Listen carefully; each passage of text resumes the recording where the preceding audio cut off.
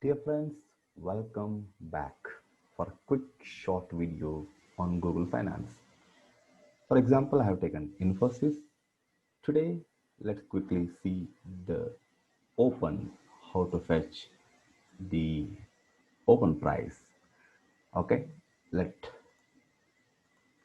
get back to Google Sheet equal to Google Finance, ticker NSC, colon, Infi, close the double quote, and don't enter open because it will throw an error.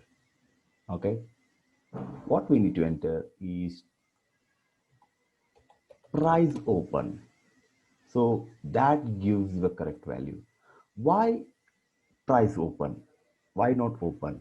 Because in a day it will have multiple opens, for meaning for 1 minute candlestick, for 5 minutes candlestick, something like that. It will have, for each candlestick it will have different open prices. That's why we need to give the price open for that particular day.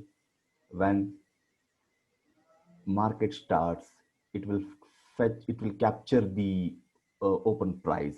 So for entire day it will give you this one open price with this formula. Similarly, high will be a one value for entire day. Low value will be a one value for entire day. That's why we can just have high and low. But for open, we need to have price open as an attribute. Thank you for watching.